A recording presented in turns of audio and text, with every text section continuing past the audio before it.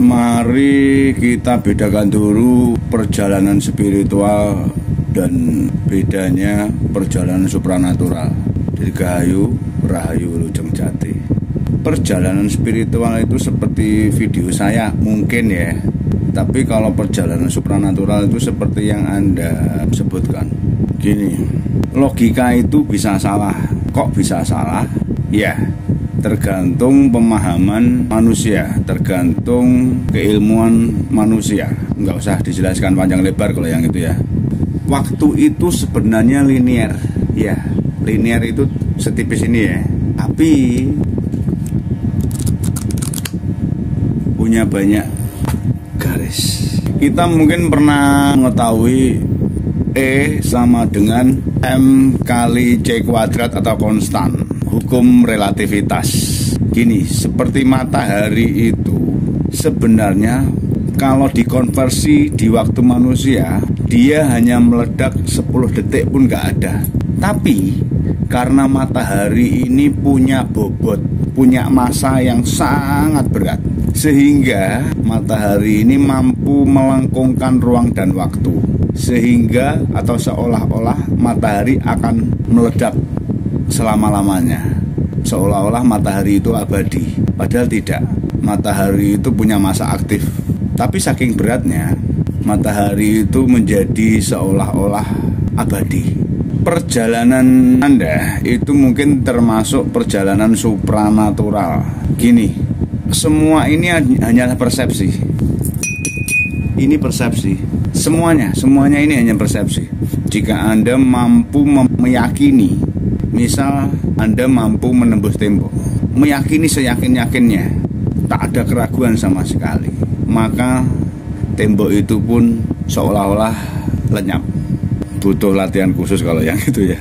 Jika Anda mampu mempersepsikan beban Anda seringan-ringannya, maka Anda mampu bergerak secepat cahaya. Cahaya itu benda ya. Cahaya itu punya bobot.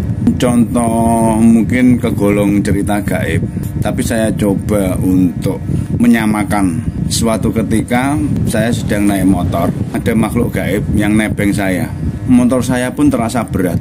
Dan ketika makhluk gaib itu turun dari motor saya pun terasa ringan. Persepsi saya, jika makhluk gaib itu punya massa, punya bobot, suatu saat nanti kita akan mampu menghitungnya dengan matematika. Itu bukan sesuatu yang mustahil lagi atau dianggap klenik lagi. Mungkin saat perjalanan Anda memang benar-benar melamun, benar-benar pikiran Anda kosong, dan saat kesadaran Anda kembali, Anda sudah tiba di tujuan. Ya, mungkin itu terdengar aneh bagi beberapa orang, bagi sebagian besar orang yang tidak mengalami. Tapi menurut saya itu hal yang biasa-biasa saja, karena itu bisa terjadi kepada setiap orang. Cuma banyak hal, faktor pendukung. Gini, kalau saya asumsikan, ketika kita ingin melambatkan waktu, maka kita harus mempersepsikan pikiran kita seolah-olah kita seberat gunung misal, seberat matahari misal, maka ruang dimensi waktu pun akan melambat.